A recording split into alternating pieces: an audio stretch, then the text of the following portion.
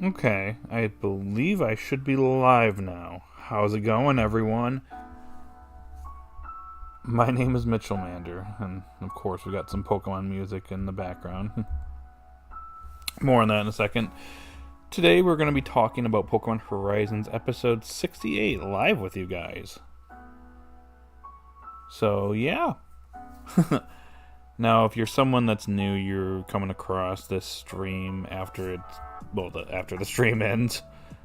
That's kind of what we do here. Usually give it a couple minutes, usually about 5 for people to come in, start leaving some comments in the chat. And then I usually get started with a summary of the episode. I go over it, I give it a rating, and then I hand it over to everybody that's hanging out with us. And then we talk about whatever after that point. Sometimes we'll talk about what we think is going to happen next in upcoming episodes, or what we can speculate off of certain things. So, yeah.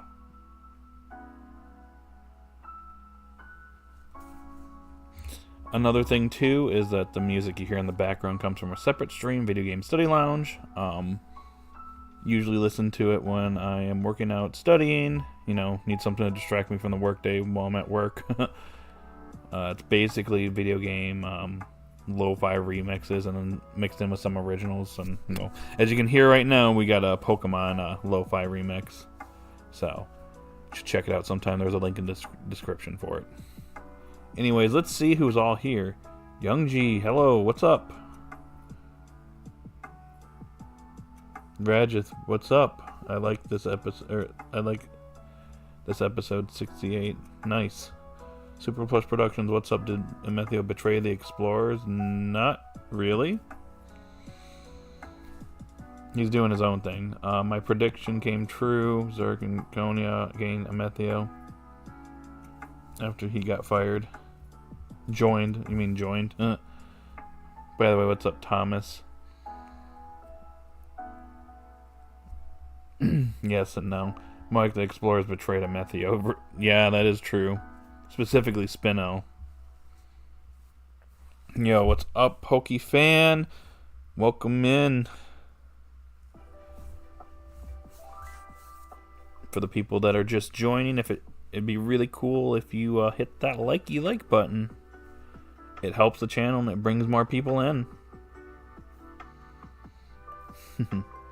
Hope you're all having a wonderful Saturday. I've got quite a busy day ahead of me after this stream, so... Yeah.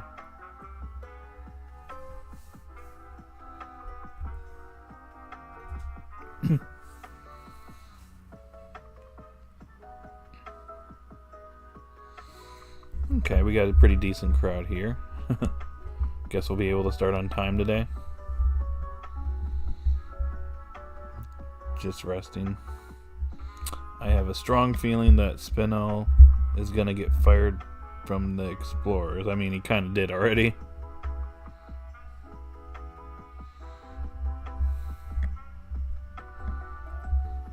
This episode was a really fresh start to season 4. The kids did well against the heroes, if you ask me. I agree. But Zerk and Onia joined Amethio. Yeah, I kind of had a feeling that would happen. Excuse me. Water.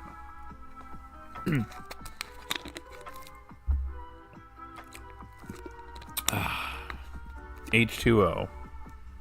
Good stuff. Waiting on a package got me an adult coloring book to do overtime. Nice. Matt is at the laundromat right now, so he might show up at some point during the stream. So if you hear someone coming in through my front door, that's him. How many arcs are there going to be? I'd say at a minimum at least 6.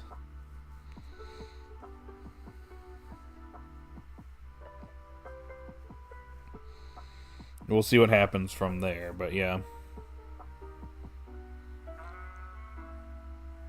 That's at least my prediction right now. Anyways, Matt at the laundromat. I know, right? Anywho, I'm going to go ahead and start my summary for episode 40. episode 68 of Pokemon Horizons. So, I like how the episode starts. It's a nice transition, actually. We're still at the academy at the beginning, and it's actually Rhyport that's actually the one that points us in the direction of Kitakami and Briere. So that's where we're heading.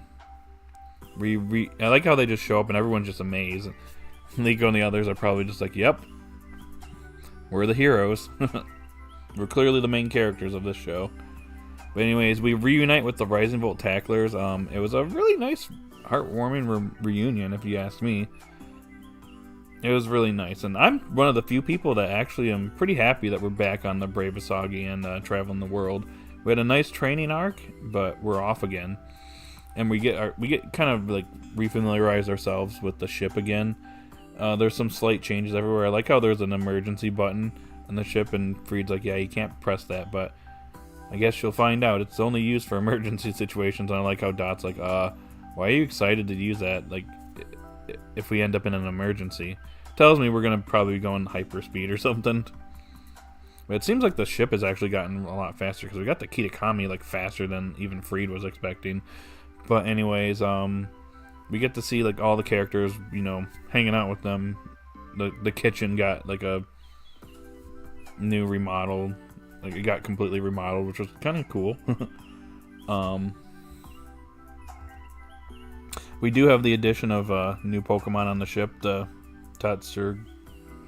Surgi, Guri, or whatever, however you pronounce it, the three little fishies, the sushi fish. Crocodile mistakes it for food, and they end up getting super angry and they beat it up. That was funny, and they end up causing a lot of shenanigans. But yeah, Freed ends up giving Lucius his belt and the ancient Pokeballs back to Liko. And it's just then when Terapagos ends up speaking to the three hero Pokemon that are in the mysterious or ancient Pokeballs. They end up coming out. And it's decided that they want to test their strength against Liko, Roy, and Dot. They don't think that they can stand a chance against them, but they decide to accept the challenge nonetheless. So we have Liko versus Obolivia, Roy versus Galarian Moltres, and Dot versus Lapras. And they actually do pretty good.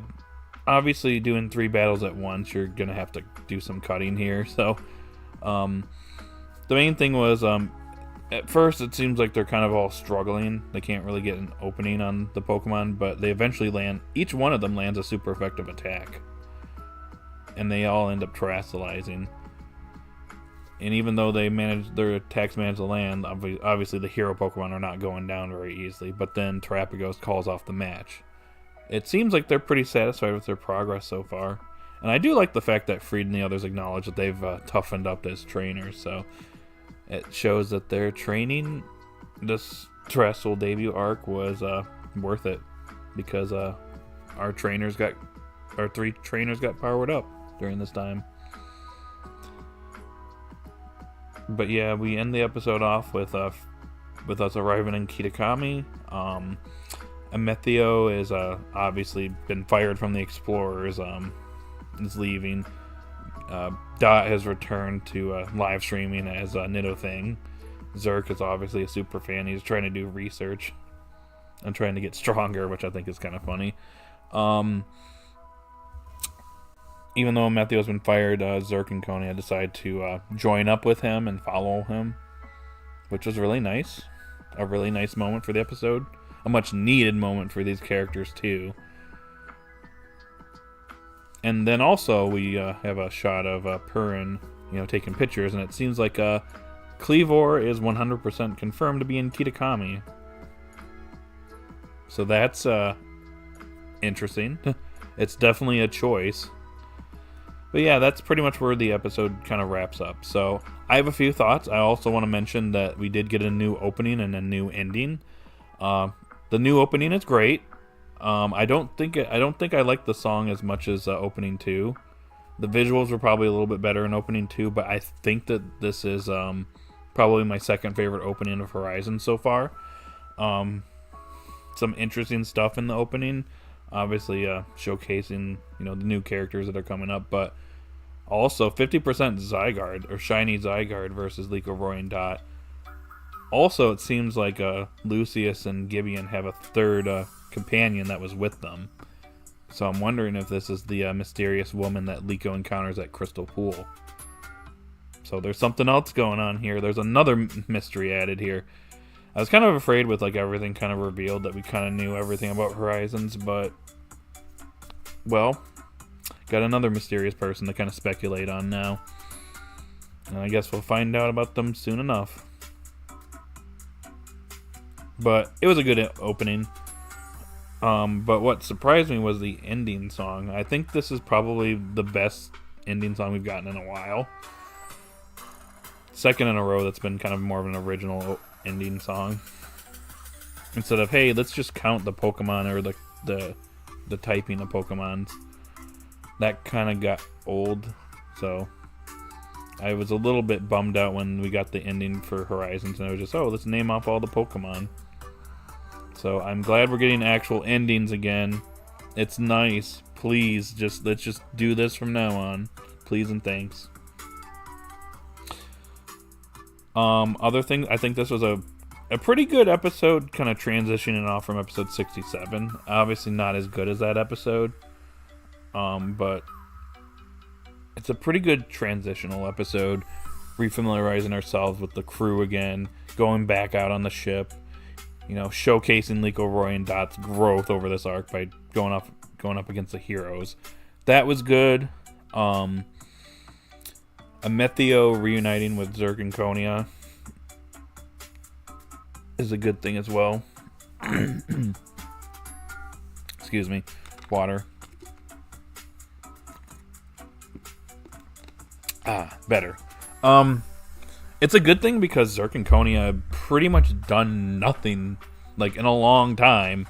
So, this gives me some slight hope that they're gonna actually have some relevance in this arc. Working together with Amethio now. I like how Amethio points out that, if you stick with me, you're not gonna get promoted ever. But they don't care. They just want to stick along with him, so that's cool. I like it. Now I want to see more of them doing their own thing. We also got to see their personalities a little bit more in the episode. Zerk being the super Nidothing fan, and then Konia showcasing that she just loves cats. She's just a crazy cat lady. I don't know. I think it's funny. I like it. I want to see more of their personalities. So Horizons, do more with them, please and thanks.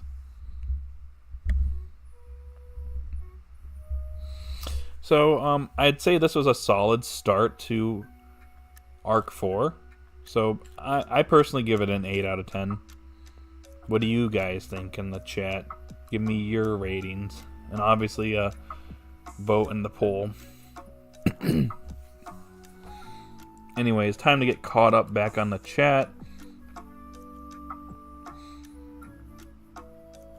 Let's see, where was I last left off? Love the new opening, Pokemon Horizons. Yeah, new opening was peak. Evolve your Rhyhorn. Yeah, Zerk. Evolve your Rhyhorn. Is it Rhyhorn or is it Rhydon? I was thinking... Maybe I'm misremembering. That's how long it's been since Zerk has actually done anything. I'm like... Who is this guy? What is this Pokemon?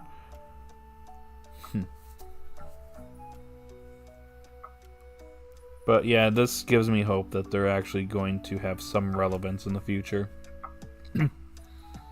8 out of 10. Yep. That's kind of how I felt with this episode. I am very curious to see where we're going from here. Florgato, welcome in. Florgato herself. How are you doing? Poltergeist? Or Polchity?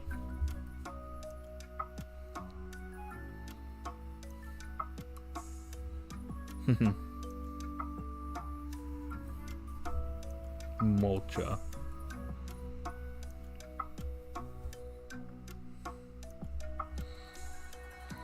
It is implied that Zerk and Konya have been doing some training and have gotten stronger. Maybe that Golduck will finally catch a break. Yeah, we don't want L-Duck to just keep taking L's.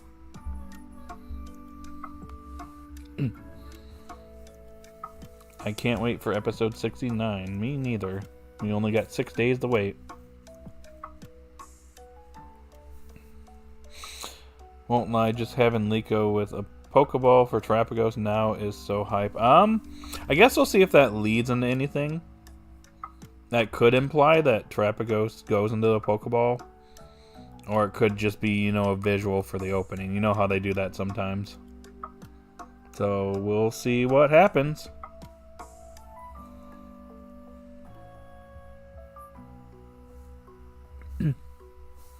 Happy Heroes. They are proud of Liko, Roy, and Dot in their process so far. But matching type battle. Yep. Hopefully we get some hype captures regardless. Guess we'll see what they decide to do. Do you guys think that we're going to get some captures this arc? Think maybe one of them is going to get a Pokemon in Kitakami? Liko with 5 Pokeballs in the opening? I didn't notice that. Did anyone else catch that? I don't think she's going to have 5 Pokemon, but that would be kind of crazy, you know.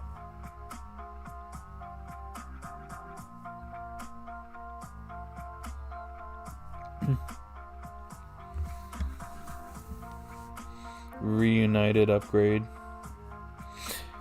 Yeah, we got quite a few changes in the Brave Asagi or Brave Olivine, whatever you want to call it.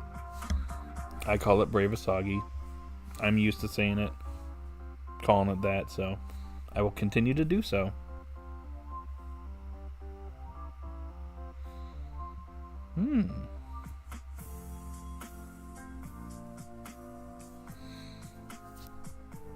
But yeah, just remember, guys, to hit the like button and make sure to vote in the poll. We got 16 votes so far. Can we get 16 likes? I really hope that they will catch new Pokemon, and I do want both Liko and Roy to have a full team of 6 by the end of the series. That would be nice, but I'm kind of gotten to the point where I'm not sure if that's going to be a possibility, considering if we're roughly halfway through the series, then we're only at 2 Pokemon for each character, so unless they start like catching them like pretty quickly here, I don't know what's gonna happen. But if Liko wants to take on the league, she's gonna need a full team.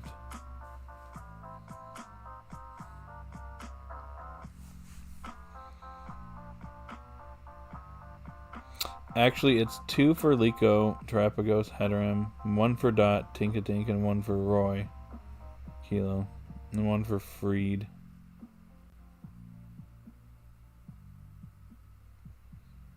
Because the starters and cap were already out.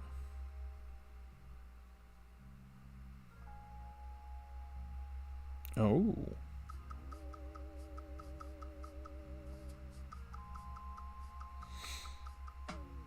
Yeah, technically Sprigatito was kind of given to Liko.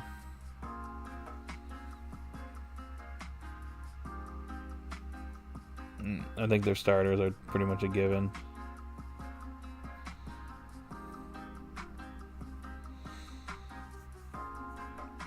Starters and cap were already out. For at least, and I actually think this series will be longer than the last couple series. 180 episodes. Interesting. Depends on where we go the next arc or two. We need to get the other 3 heroes. I do have a feeling that Rayquaza might potentially be caught by the end of this arc, but who knows?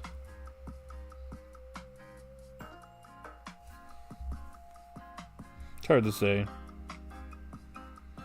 I mean, if they're calling it Rayquaza Rise, and I feel like they're getting to that point where they can actually like do something and to calm down Rayquaza. Because it's kind of a menace just flying around the world, just doing whatever it wants to.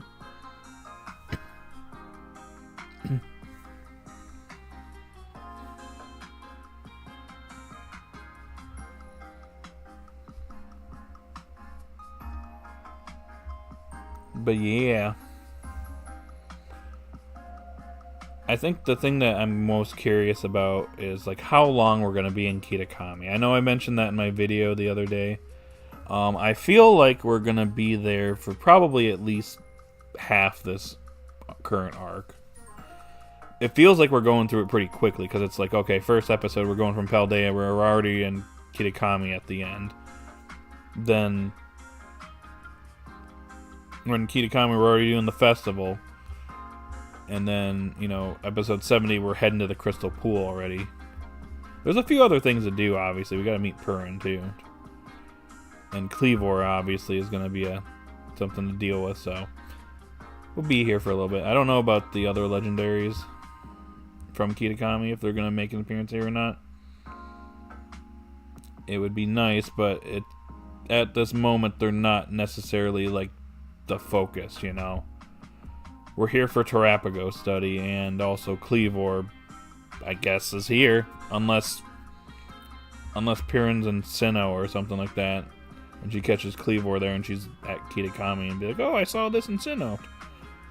Wouldn't that be a twist? Then we could actually go to Sinnoh.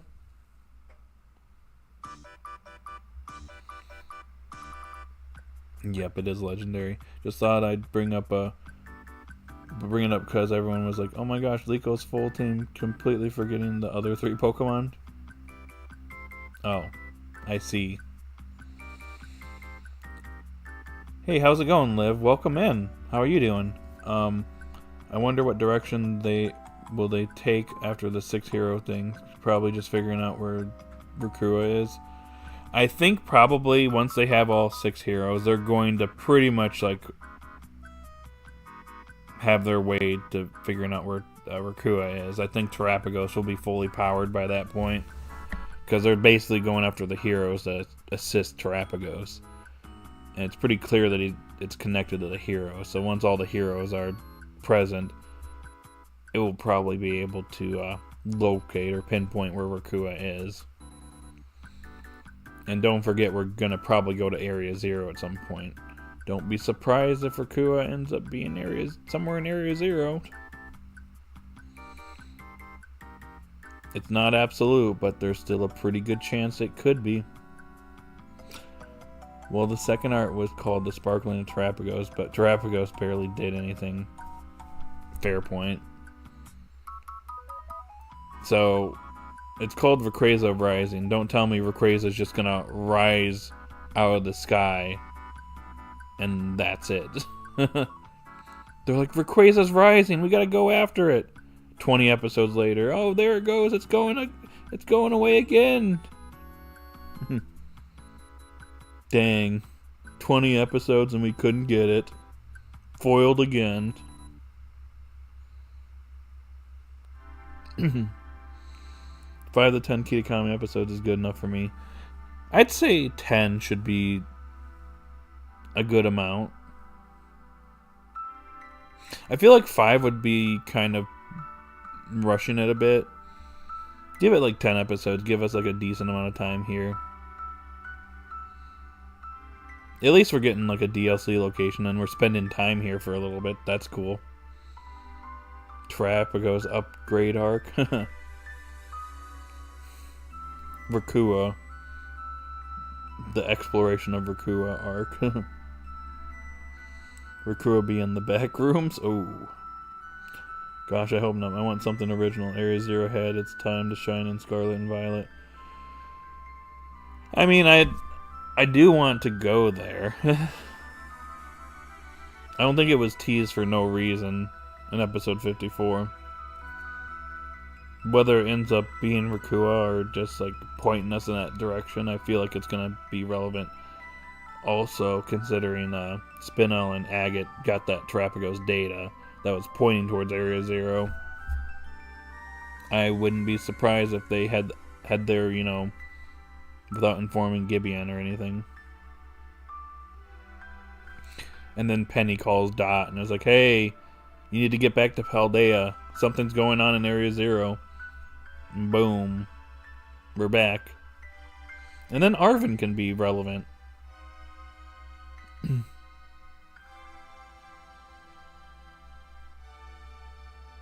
Don't count Arven out of it yet.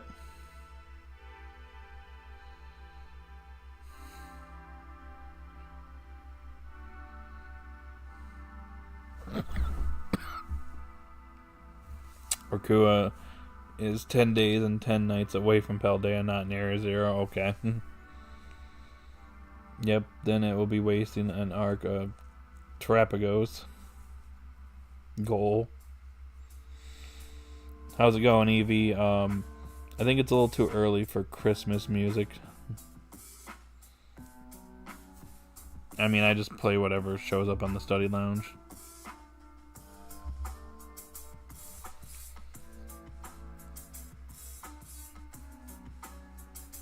I don't know if I have a playlist for like spooky video game music. I just don't want to get copyrighted.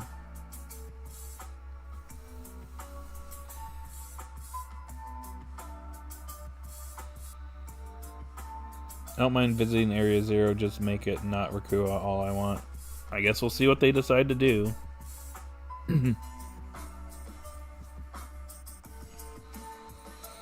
The accident, like in the games, maybe we will meet the characters from Scarlet and Violet. You mean like the professors?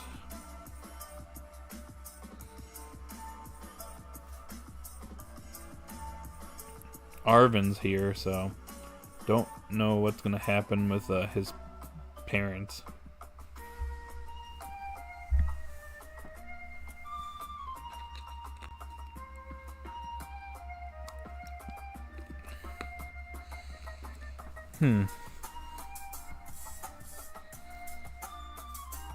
What one Pokemon do you want Liko, Roy, and Dot to catch? That's a hard question, honestly.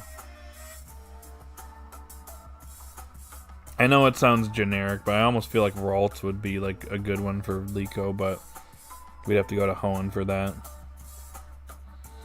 History and Growlithe, I know people have been bringing that up. That actually would, I wouldn't mind Liko having it, but then Liko would have a fire type.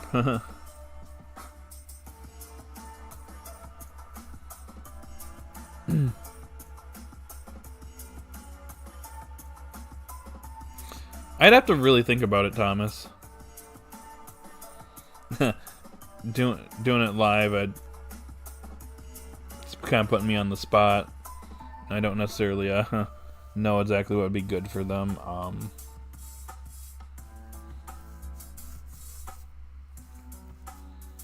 I wouldn't mind Roy getting like a fighting type Pokemon.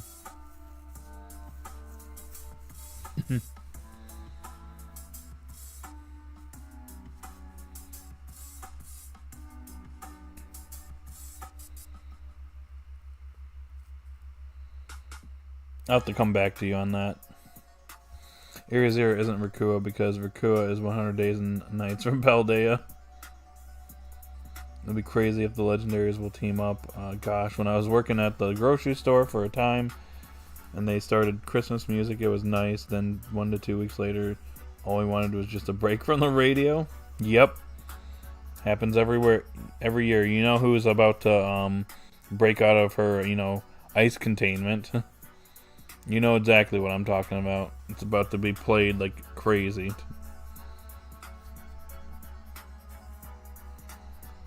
During the holiday season. I remember I worked in a Walmart once and there's that Soak Up the Sun song played every day, every hour that I worked there. Got kind of annoying after a while, but that's off topic.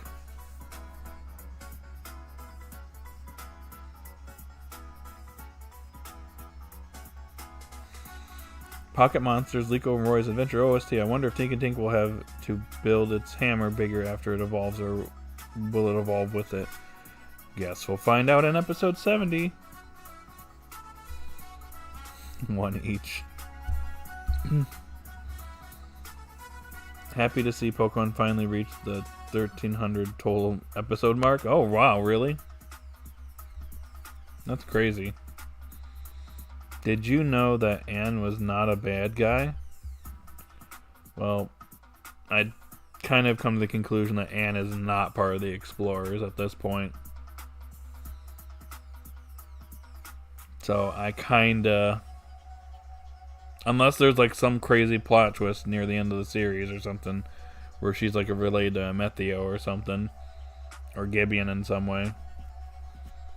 As of right now, I kind of don't see it anymore. They had the chance to do it during this Terrestrial debut arc, and nope. Honestly, I think Ralts would be better for Roy, mainly because Gallade and Knights who fight dragons. Actually, you make a good point, Pokefan. I agree with you. This is my first time in live chat, so I am new to this. I do watch videos. Oh, that's cool. You're welcome to join anytime. I appreciate it. Wimpod for Roy, Orc-Beetle for Dot, Hisuian Growlithe for Liko. I think you mentioned Orc-Beetle for Dot before. That could work. This episode summary for 70 said she's building it. Actually, yep, you're right. Then that means it's going to get bigger.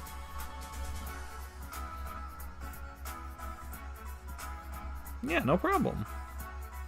Everybody's welcome here as long as, everybody gets along and we, have a good, fruitful discussion here.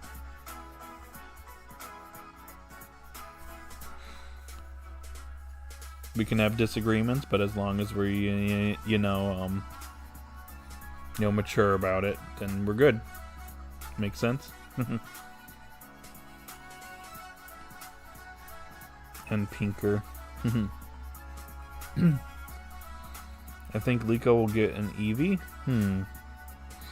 It's not that I'm opposed to Liko getting an Eevee, but we've had a lot of the girl characters getting an Eevee. Let's see, I believe it was May, Serena, Lana, Koharu / Chloe. Lots of characters getting Eevee. We all thought that Ash was going to get an Eevee, and that did not happen. No more Eevee.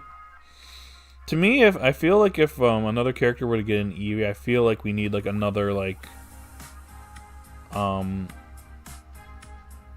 typing for Eevee, if you know what I mean.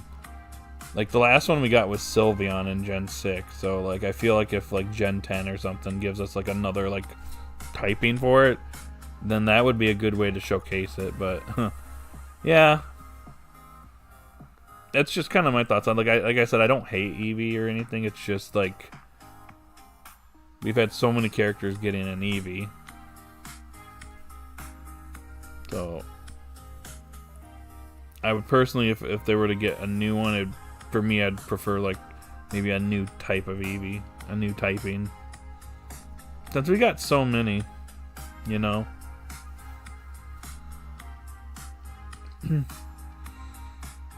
I'm sick of always seeing Eevee for Gato, in my opinion. I think it would be best if they gave her a Pokemon that barely shine in the anime. I see. Not after the disaster Chlorastal Eevee. Yeah, I still don't know why they didn't at least get a Gigantamax form. That felt like a wasted opportunity. Wasted potential. I'm giving Ash an Eevee in my Horizons fanfic rewrite. Nice. Don't worry, Eevee, you're awesome. It's just you've been overused too much in the anime.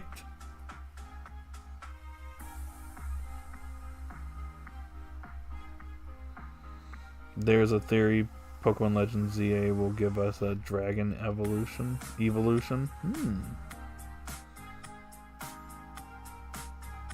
Interesting. I'm interested. We'll see if it happens.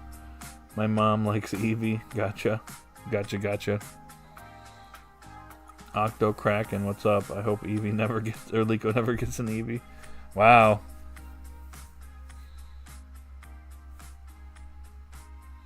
I even have an Eevee plushie. Nice. If anything, give the Eevee to Roy.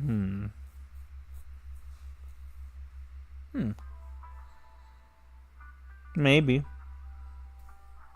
It would be a change of pace.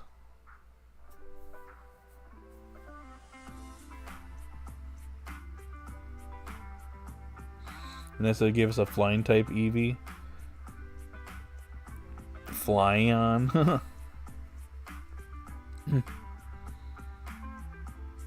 But if Liko gets an Espathra.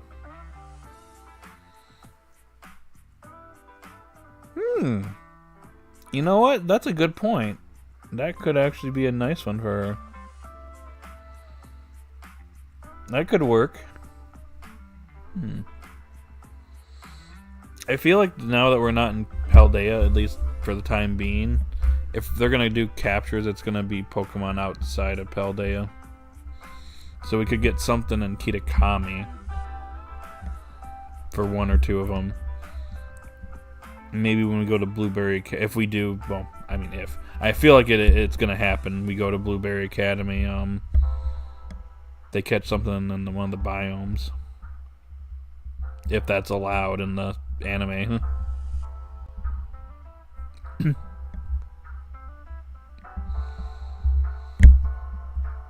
In all fairness, it's really becoming a stereotypical Pokemon, sadly.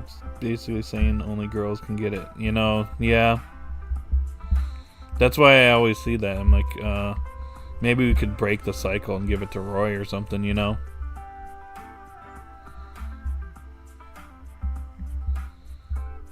I would actually not mind that so much. It just, like I said, we got like an Eevee with a brand new typing. That's the way to showcase it. A flying type Eevee. I will call it Fly-on.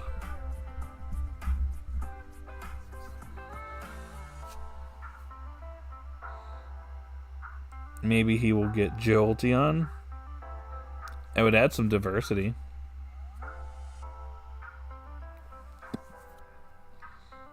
It's just how would they get it? You know what I mean? I would pay money to see the gang get hypnotized by Pet Charon and do the Mochi Mochi dance. Oh my gosh. Oh boy. If they have time for that, that would be wacky in the anime.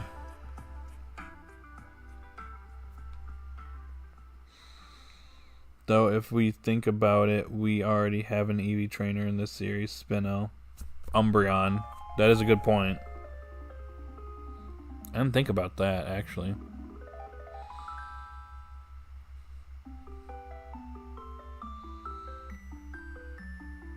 Though, if we think about it, we already have... Oh yeah, I already read that, sorry.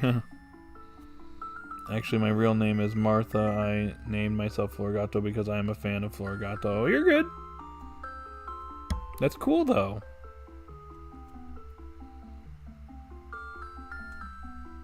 I like it. Moompod to Glisopod for Roy. Dotler to Orbeetle for Dot, and Hisuian Growlithe to Arcanine for Liko. Guess we'll see what happens. It's gonna be interesting when Pern shows up like, hey, what's that Pokemon? Oh, it's a Hisuian Growlithe. Don't ask how it just appeared in modern times suddenly. I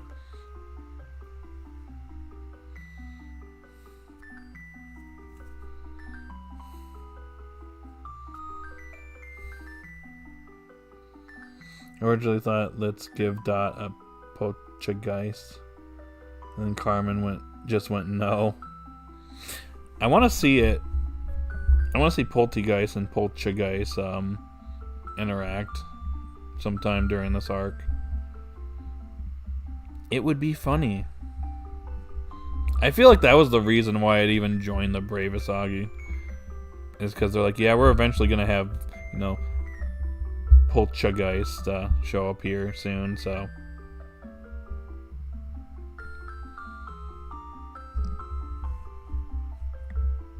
I'm gonna keep it on. We're just gonna bring it in, have them interact. Sinistra. What do you rate the new opening and new outro out of 10?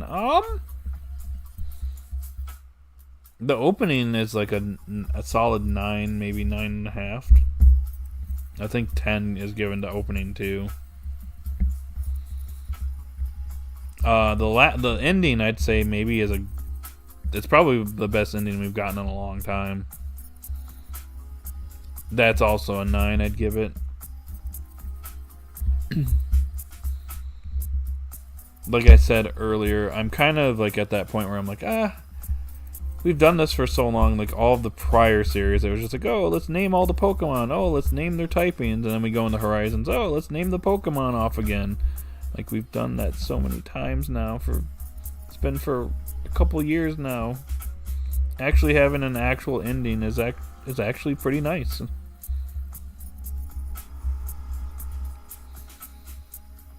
Perrin secretly did illegal genetic splicing and made history in Growlithe. That's our explanation.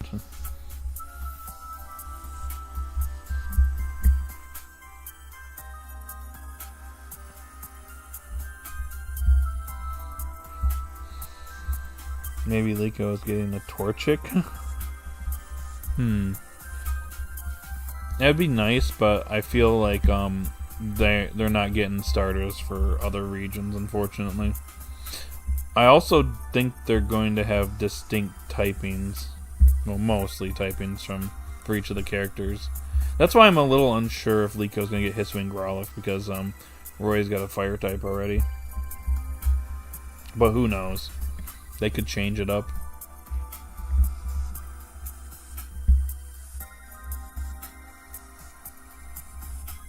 Just change it up, yo.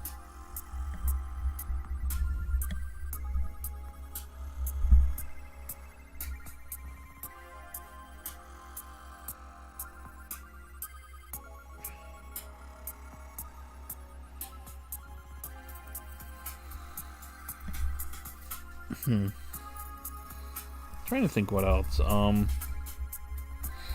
I guess I'll pose a question to you all, and you can answer it if you want to or not. But I just want to ask, who do you think is that mysterious person that Liko is going to encounter in the Crystal Pool? Obviously, the opening hints at Lucius traveling with Gibeon and then one other person. Who do you think this other person is? Is it like Liko's ancestor as well, like Lucius's wife or something? Do you think there's some type of rift that breaks out between Lucius, Gibeon, and this mysterious person?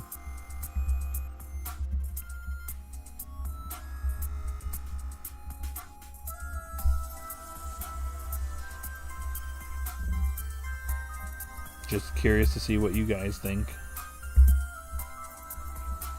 Me still holding out hope for Dot and Ogrepon. Be like, yeah.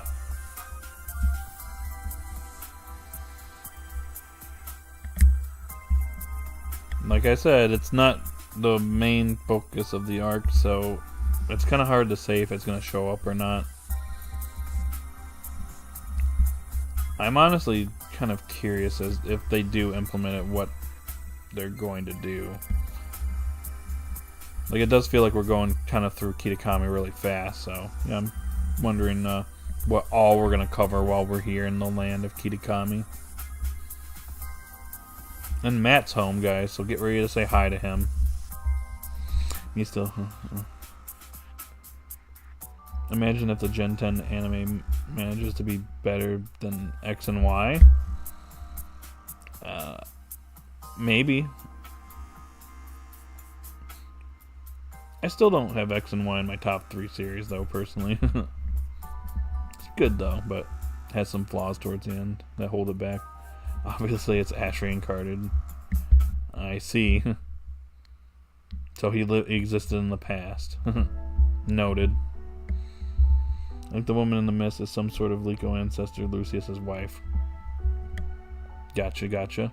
My thought currently. Liko's dreamt great grandmother. Okay. Good. There he is. Everyone say hi to Matt. And Matt, say hi to everyone. Hey. Oh. How'd it go? I spent way too much money while I was out. Gotcha. Got a car wash, got gas, got breakfast. Nice. Yeah. All in one. Oh. Stuff in the dryer and then I'll close for this weekend. Sounds perfect. Yes. Everyone says hi, by the way. Hi. But in all seriousness, I think it's either Lucius's girlfriend, wife, or Liko descendant.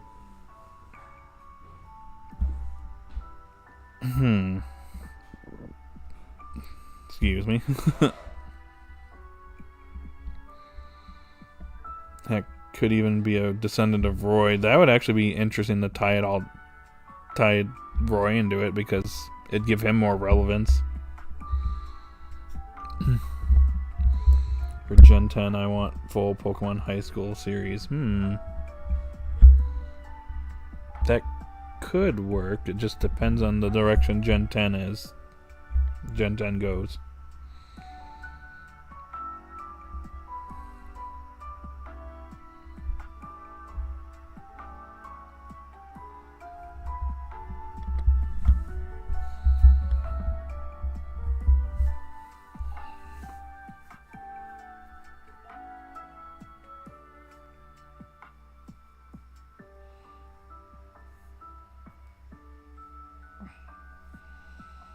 Okay.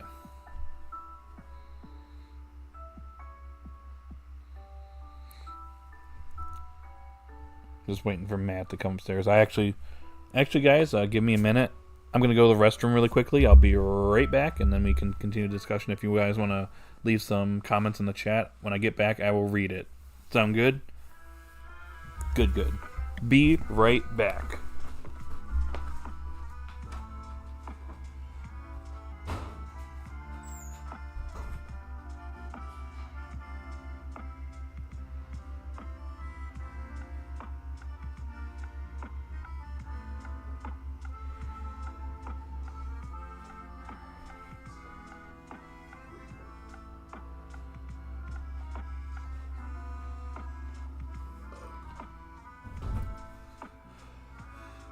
Left his mic unattended. How dangerous. I could say some very spicy things and get him canceled on Twitter.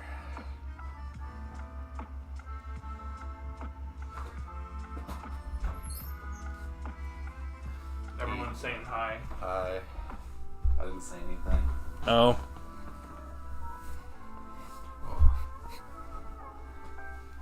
If they said that's anything, they're lying. Oh, did he say something, guys? Guess I'll find out.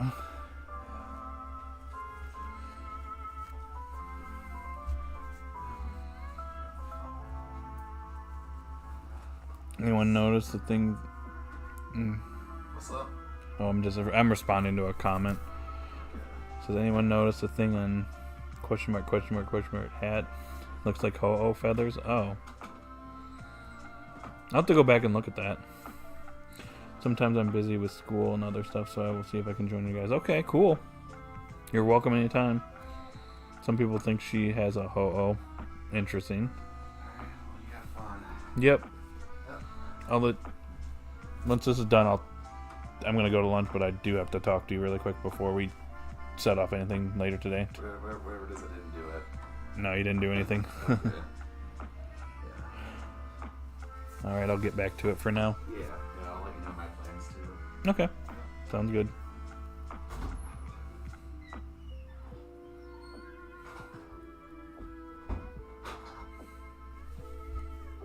Okay. I don't think the woman in the opening is an ancestor to Roy, because she is holding Terapagos, and Roy's family isn't really linked to Terapagos. I guess we'll see. Another thing too we should probably point out is that Liko's the one that seems to encounter her, so it does seem like Liko's got the stronger connection here.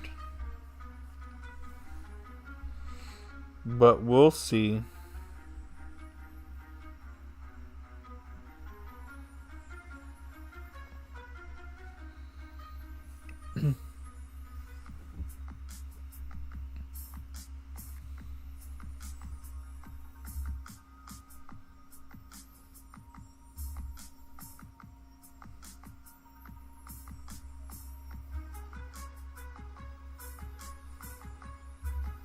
Give me 1 second.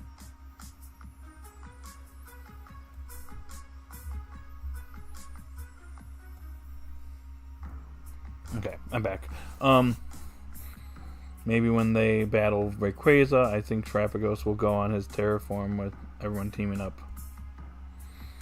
It might be more powerful.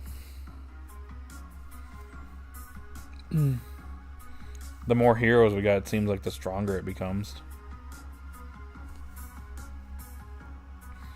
That seems to be the key to solving everything.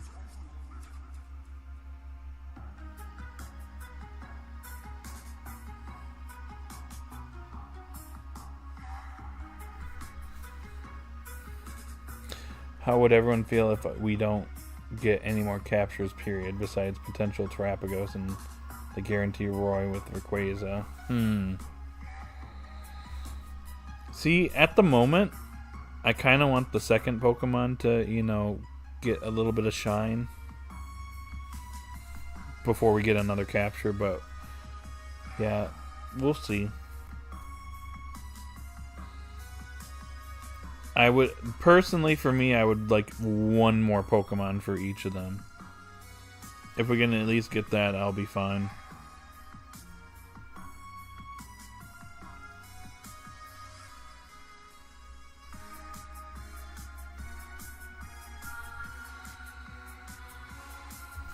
Hard to say, though. And we know Tink is evolving here really soon. So I'd say give us like one Pokemon. At least one capture here in Kitakami. It would be cool. No, catch at least 1 or 2 more Pokemon each. I'm not saying I don't want that personally. I just a what if thought. I had predicted a long time ago that Black Rayquaza and White Zygarde would face off, and all my patience has been rewarded. Yeah, that's a very strong possibility. Well, probably is going to happen. Because, yeah, 1 or 2 more Mons is enough. Yeah. I'd say so at this point. What's up, Clawless?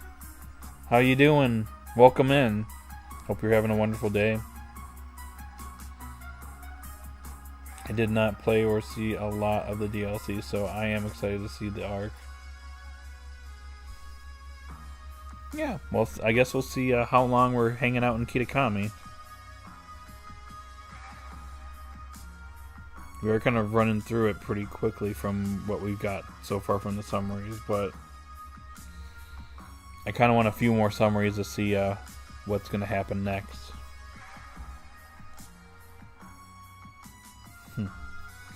Last few episodes are very good. I think, yeah, the last like 4 or 5 episodes have been like really solid.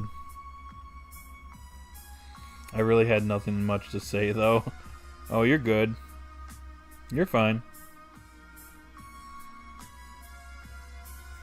It's all good, yo. I think we haven't had a whole lot to talk about since we were mainly doing like the training stuff and like Terrestrial course, so we're kind of getting back in the swing of actually, you know, heading back out, so I feel like things are gonna get a little bit more interesting now. Especially whoever this mysterious person is.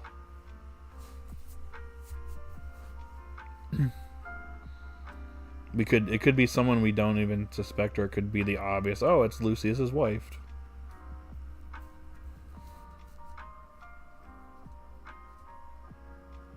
Imagine next week's episode is all just fake, and in reality, Roy and Crocodile fell down the stairs at the festival, hitting their head. Oh, it was all in their head? That would be something. It would be a choice. That's for sure. I like seeing the heroes again. Me too. I like that they tested the Pokemon out. Now that they've all gotten power boosts and new moves and stuff.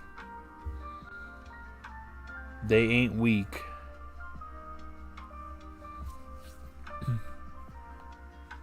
I like the fact that Freed acknowledges that. It's not the Pokemon that just evolved. The trainers evolved too. And Ametheo's grunts refusing to leave his side was wholesome. I agree. I hope this leads to them getting some more screen time here. They showed off their personality too in this episode, which is actually good. Like, a lot of people don't really care for them, but like when you show off their personalities like this, and Ametheo's doing his own thing, it tells me that they're going to at least have a bit more presence going forward. Well, maybe not going forward, but in this arc at least. I laugh when Konio was caught watching Sprigatito videos. Yep, she is a cat lady confirmed. Specifically a Sprigatito cat lady.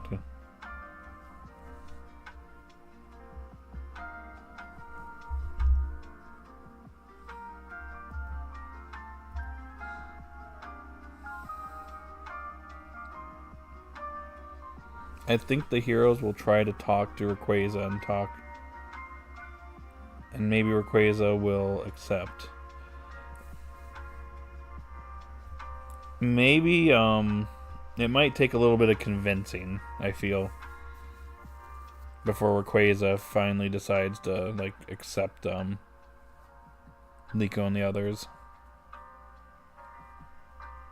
I do feel like at the end of episode 45 it at least acknowledged that they've got, they actually heard it.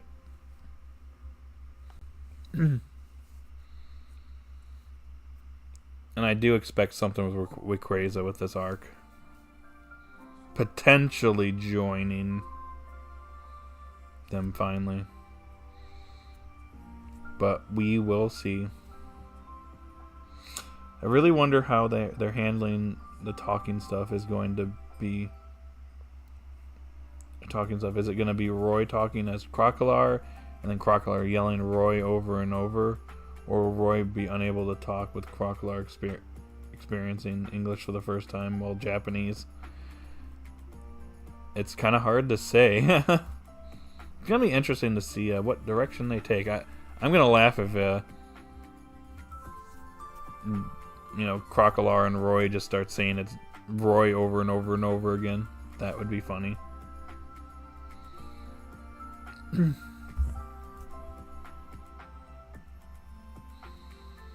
Also, huge fan of the kitchen overhaul. I like it too. It's neat. Shows some progress. I like that Manphy casually shows up on the Professor Freed segment bonus scene. I actually noticed that too. I'm just like, oh, you're that of all Pokemon just gonna sneak up there too. Got Oshawott and Popplio and a bunch of other common Pokemon. And then you have Manphy over here. I'm just like, oh, okay. I see you.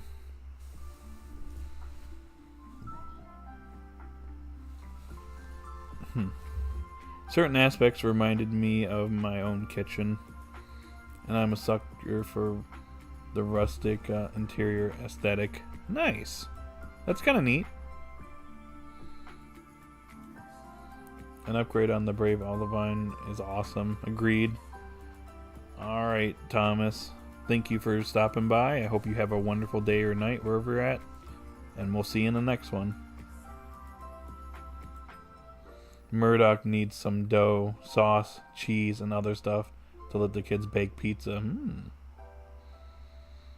That's actually what I'm having later today. And I'm the host. Mamphy was a surprise.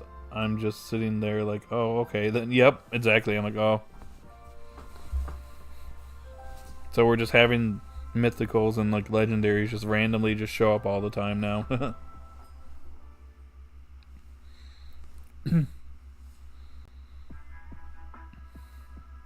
Or whatever. I also like the scenes of Freed giving Liko the belt. Yep, he had it for the entirety of the prior arc, and now he's giving it back now that her training is done.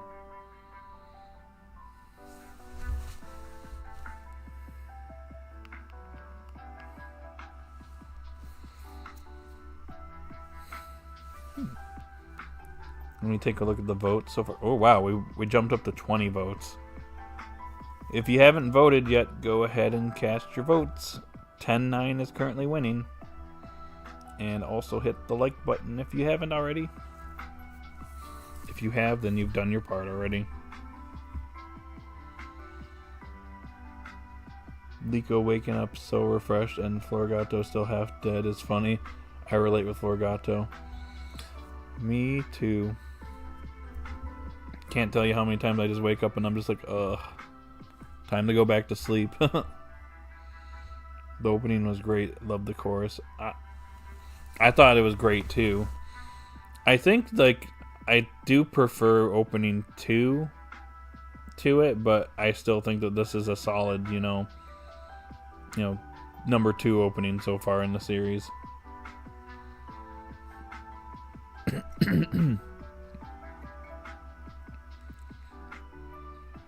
Visuals are beautiful. It's got a very nostalgic feeling.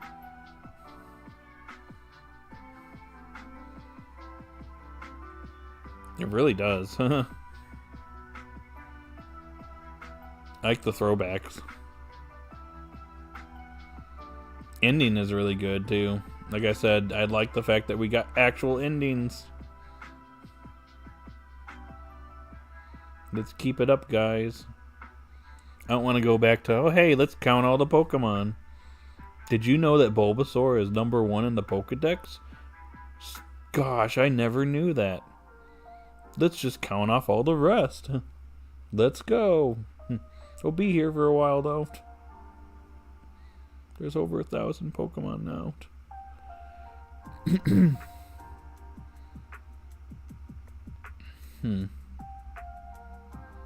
I thought I overslept. Rip, Florgato half passed out. I thought I overslept today again, but I still had an hour left to prepare. Gotcha. Also, Liko is shown having caught Terapagos. Yep, like I mentioned earlier, I don't know if that's just just for the opening or if it's actually going to happen. I guess we'll find out. Because you know how the opening sometimes will tease something and then it never happens. Guess we'll see. I personally like opening 4 more than opening 2 just because of everyone fighting Zygarde. Gotcha. I want to apologize for those times. Sometimes I just shut off the alarm and sleep. Then by the time I'm up, you're finished. Oh no, you're fine. It's all right. Just as long as you can make it. If you can't make it, it's okay. Like I said, I have kind of a... I sometimes have to change my schedule up here and there. I think the next 2 weeks I'm going to shoot for like slightly earlier than normal. Just because next week I got a birthday party to attend to, and then the week after I think I have another party, a family party to attend to. Plus Halloween. I think I'm going to be doing 11 a.m. the next 2 weeks. But yeah. So if I'm too early, I'm sorry. I'm trying my best, guys. I am really excited to see the events that lead to that. The opening director did say on a Twitter post that they provided hints for what will happen. Guess we'll see what happens. Maybe Liko's forced to capture her Terrapagos? Temporarily or something? To like keep it hidden or something? I don't know. Guess we'll see. Oh, so you're doing your secret party clown job? Gotcha. Oh. Interesting. I'm the clown. I don't know if I make a good clown though. Also, the ending was nice, but I freaking loved the song. I was wowed.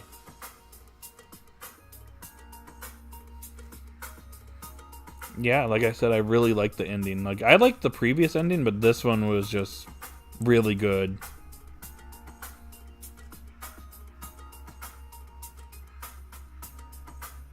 When they wake up for the first of the last arc, first episode related to Florgato type. Hold on, let me reread that. I'm sorry. When they woke up, the last arc, the first episode related to Florgato tired. Oh, I think I know what you're referring to. The first episode of Terrestrial debut where Liko wakes up in her bed. I have to go back and rewatch that scene then. I'm just playing, yeah, I know. I need the full version.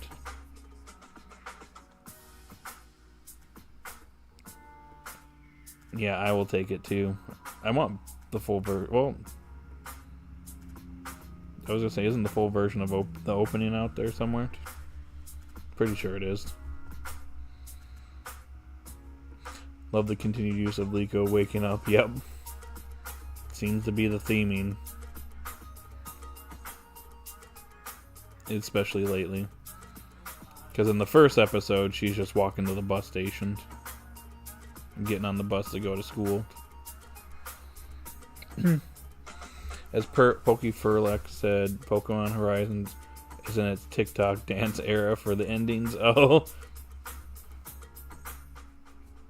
No. They gotta get with the times.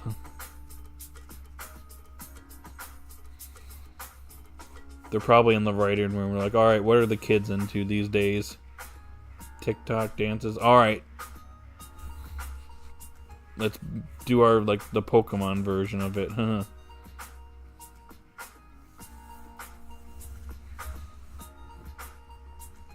It shows that they are, in fact, with the times. Also, that pic of Lucius and with Gideon and the mystery woman is intriguing. Yeah. I'm very curious to see what's going to happen. I'm actually going to eat now, but I am still going to be in the live chat. Okay, Florgato. That's fine. I don't know where you're at in the world, but it's getting close to lunchtime for me, so I'll eventually be eating here. But yeah, if you're free, feel free to hang out as long as you want to. I'll just call it now. That woman is Lucius's wife. That's what my current theory is too. I'm just wondering if there was a rift between Lucius's wife and Gideon at some point. It was all because of a petty fight that caused all this to happen.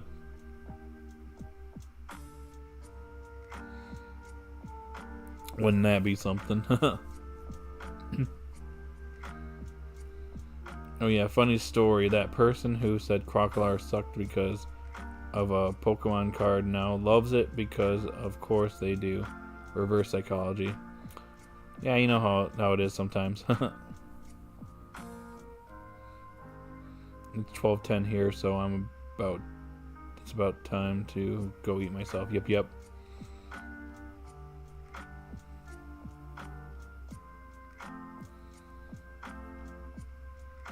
Whenever my stream ends, then I can finally eat.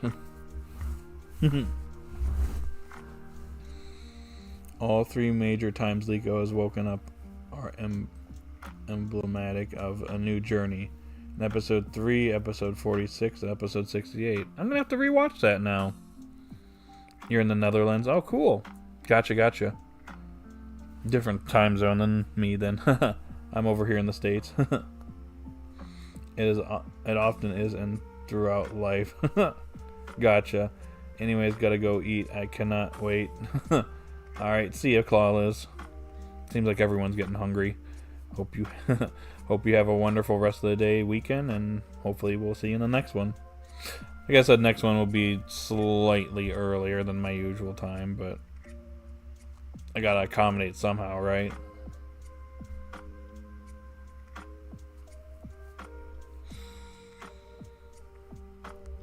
But yeah. We've been going for over an hour now. We're in that hour to hour and a half range, so yeah. Is there anything else you guys want to chit chat about? Also, again, remember to vote in the poll. We hit 10 likes, by the way. We can get some more likes by the end here if you haven't liked, obviously. But if you have, you've already done your part. But if we could get at least a couple more likes up in here, that would be cool. Okay. 10-9 is apparently winning. 55% versus 45%.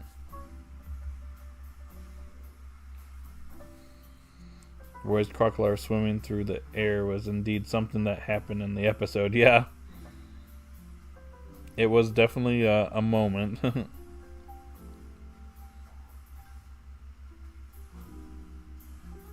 I guess that air was so strong it was causing it to literally float. That means Galarian Moltres is a force to be reckoned with.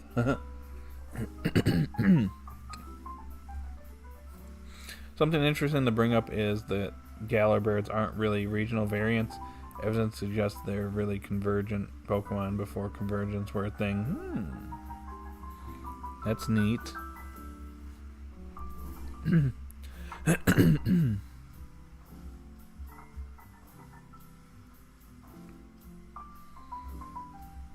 Hold on, before I go any further, what is this? It's Zelda's Lullaby, but it's like... We went from lo-fi to jazz. It's from Zelda and jazz, so... Apparently, we're throwing some jazz up in this lo-fi study lounge music. Interesting, I like it though. Can we get like a jazz Pokemon song? That'd be cool.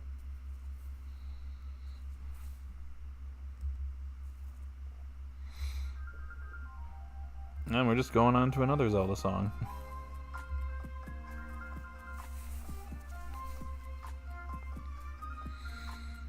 Mainly because the deck states these Pokemon resemble the Kanto birds but aren't actually related. That's very neat.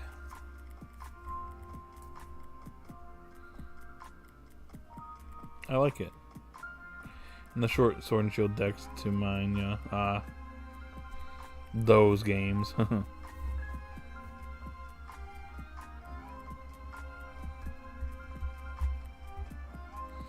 More Oblivia inconsistent sizing in this episode, yeah. It likes to just get really big and then shrink down. How did it get so big in the first place? Did it actually get some of that Herba Mystica? Arvin takes one look at it. He's just like, yep. That's why it's so big.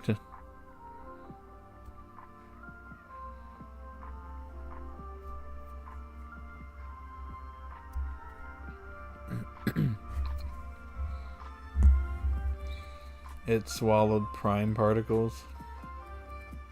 Prime particles? From Ant-Man? Ah. Dang, I haven't watched Ant-Man in a long time. I haven't watched Marvel in a long time. Not that. My headcanon is that Orbolivia can change sizes.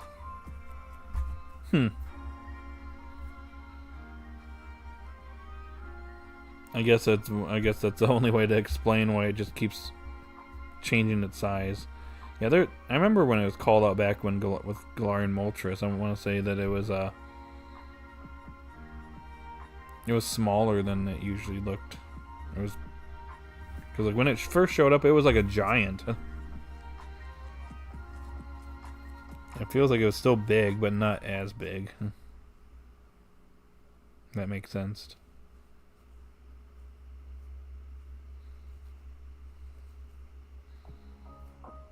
Or it could be from the distance we perceive it too.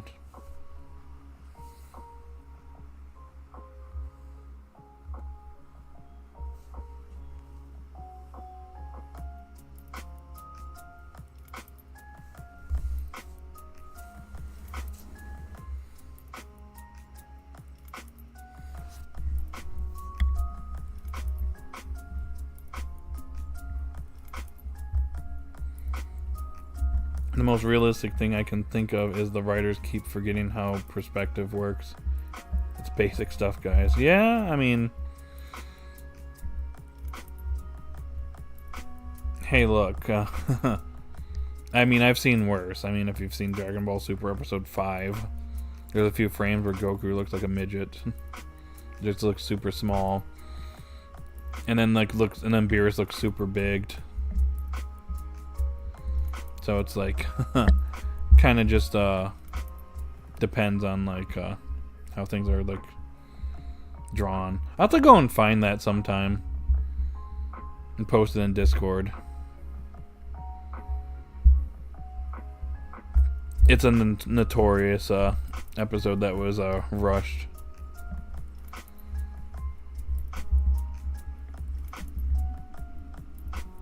I'll have to find the specific frame. It just like it's obviously one of those moments where like if you catch it, you have to like pause it at the right moment, and it just looks really bad. When the episode aired back in 2015, it was like it became infamous. I literally still remember when that happened, and I was just like, oh, that was already my first impression of the series. Oh no, that's not good. That one episode from Attack on Titan where the Attack Titan got shrunk by half. I need to watch more Attack on Titan.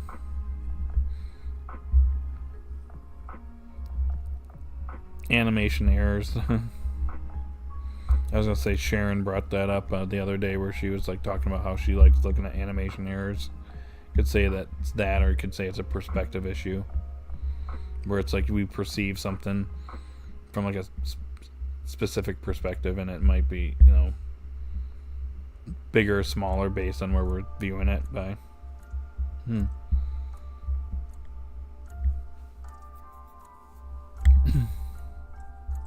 Well, got to go grab lunch. It's been fun. All right, Pokefan. Hope your lunch is delicious. I definitely need to get lunch here soon. But thank you once again for joining. It's always a pleasure, and hopefully we'll see you in the next one.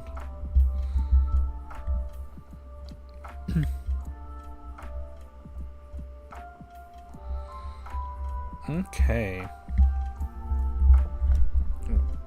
Knocking over my mic. What's your favorite Pokemon series? Mine?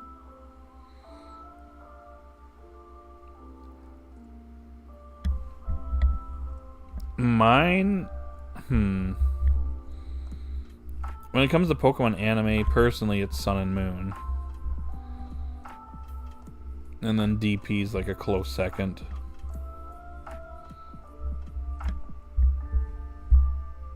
And then the round out the top three for me is the original series minus Johto.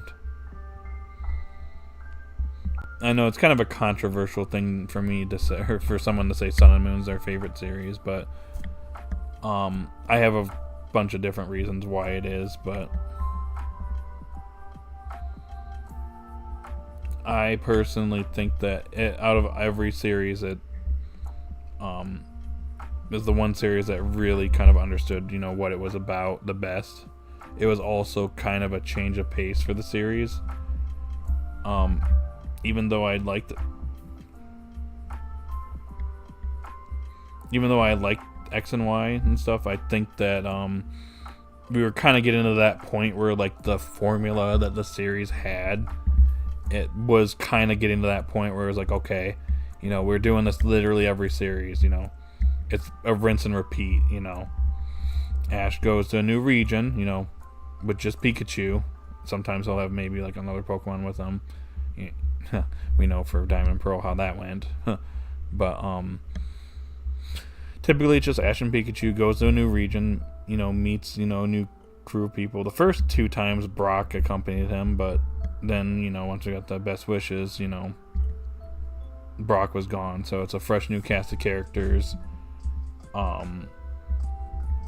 They each have their goals, but Ash's main goal is taking on the league each time. And then he ultimately loses. And then, you know, it was a rinse and repeat cycle. Like, the first few times it was fine. I think Diamond and Pearl did it the best, personally.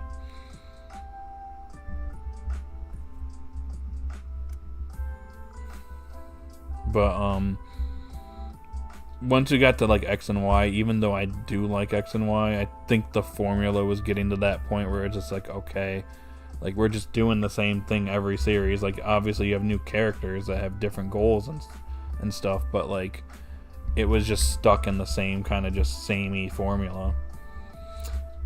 So when we got the Sun and Moon, at first it was, like, growing pains, I guess, for the series, because, like, it initially started out really slow, and a lot of people were not into Sun and Moon in the beginning. I was one of the few people that was like, alright, let's just give it, you know, some time. But as the series went on, it just got better, in my opinion.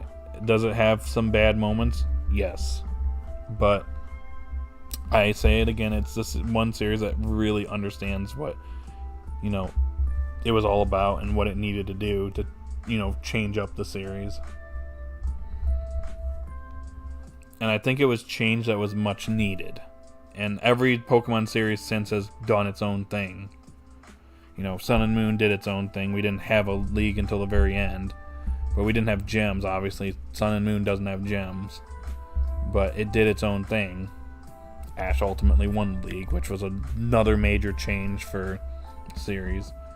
We go to the series that shall not be named, and, well, you know, even though I do think that series, you know, kind of didn't really do a good job in a lot of different aspects, it was another change for the series, going to all the current regions at the time and, you know, doing it between various different episodes.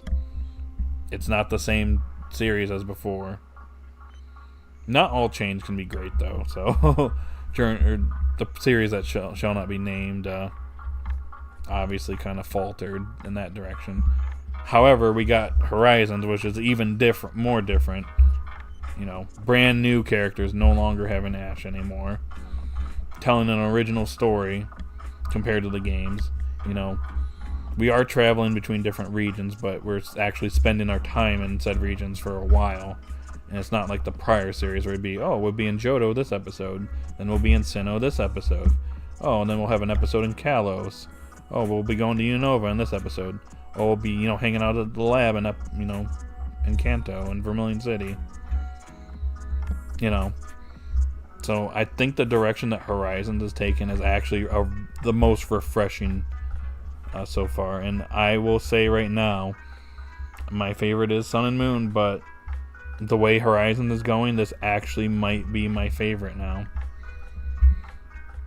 Which might be a bold thing to say, but it is, like, at the same point as the prior series. It's a much better series. It's structured a lot better. You know, it has a very unique and interesting story that, and its storytelling is something I've wanted for Pokemon for a long time. And having an actual, like, you know, continuous series kind of going on. I just think that this series is, like, going in a really good direction. I will say, though, and I will preference this, yeah, we do have similar opinions, it would seem. I will say this, though. Because Horizons is very much story-based, you know, and plot-driven, it's all going to depend on how, the ending lands for this. Like, everything's going good so far. However, if the ending kind of does not land, it can seriously, like, hamper the series. It could seriously, impact what I think about the series at the end. If we end up having a good ending for this, this could end up being my favorite Pokemon series. But if the ending does not land, it could really kind of, like, it could ruin a lot of the series, That's, like, my one concern for Horizons as it goes on. It hinges on the ending being good. I think the story up to this point has been very solid. I like how a lot of the, stuff that's been kept in the dark has been slowly coming out. Now we obviously have a new mystery with whoever this mysterious person is, which I think it's most likely Lucius's wife, but who knows. We could have like an Ash Misty Brock thing, where it was just 3 trainers just traveling the world with Lucius, Gibeon, and then whoever the mysterious woman is. But who knows? So, as of right now, Horizons has the potential to be the best one. It has a lot of strong potential to be the best one. It's just, we're going to have to see how the story goes from here. And that's even with some of the critiques I already have for the series. I still think that this series could end up being the best Pokemon series to date. So, the thing that Horizons is not really doing that previous series do is playing insert songs. Horizons only did it once, maybe twice. That's interesting. But yeah, I kind of wanted to get that part off my chest, so. If I had to rank Horizons now, it's kind of hard to rank it just because it's, we're only midway through the series. But I'd already put it ahead of Journeys. Actually, cut that out. The series that shall not be named. As we know of it on this channel. I'd probably put it above Best Wishes. And probably Johto. Just because Johto is really boring. I'd argue that it's about on par with X and Y now. X and Y was really solid, but I feel like, in my opinion, what kind of killed it for me was how that series ended. Team Flare arc was really good, but the League was extremely sour, in my opinion, on the series. Plus, Greninja's departure as well was really not well done at all. It kind of felt like a forced way to get Greninja, away from Ash. And get rid of this powerful Pokemon that's on his team.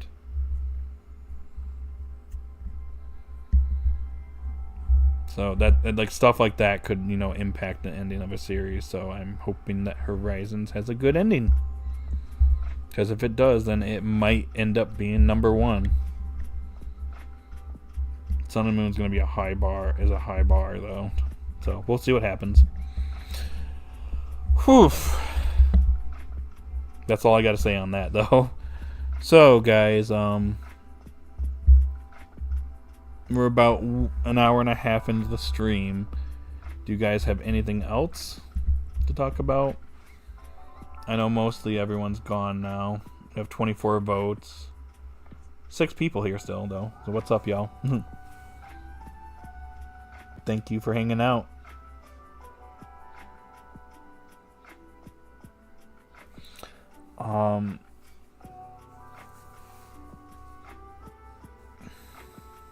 I'll give it another minute. If not, I think we can probably wrap things up here. I am getting hungry too, myself. It's been a pretty good, return stream. Return to form since we had a break last week. I just finished eating. I will be on my bed in the live chat. Gotcha.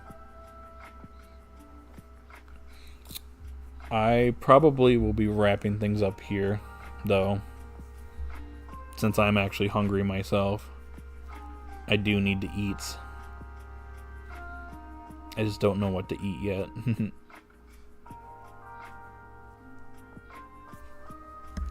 I could probably look up something right now as we're just hanging out here.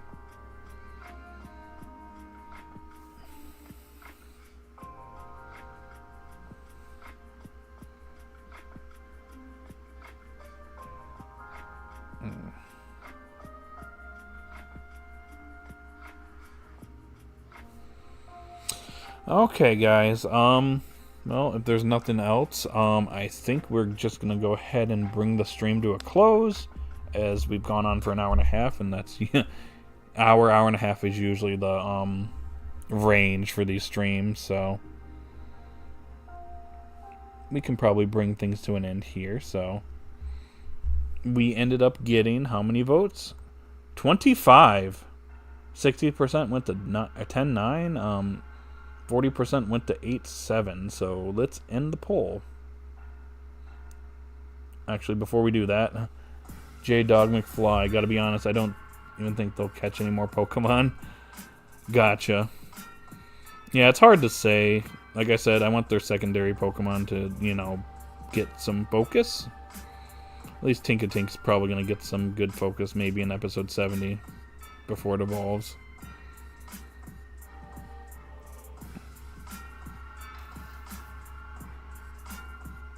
But yeah, that'd be my opinion. I'd like another Pokemon for each one of them, but it's gonna depend.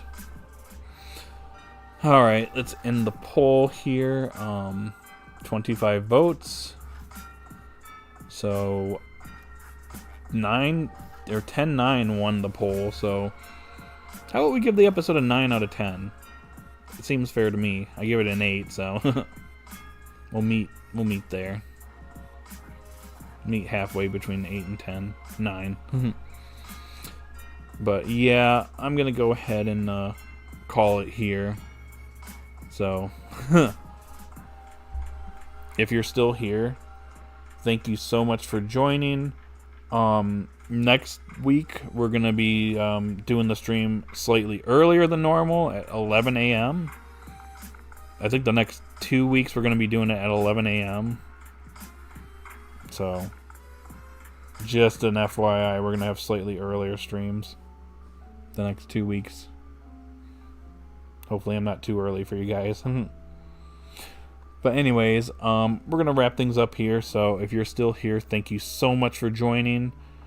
I don't know what we're going to be doing exactly stream-wise next week. We will be doing Super Mario Party Jamboree next Friday at 8 o'clock Eastern Time Zone. So if you guys want to hang out and chill for that, feel free to do so. We'll be doing it with the boys and Ashley, so should be fun. But anyways, that's all for this stream. So alrighty, guys, you're still here. Thank you so much for joining. Have a great day or night wherever you're at, and I will see you all later. Bye.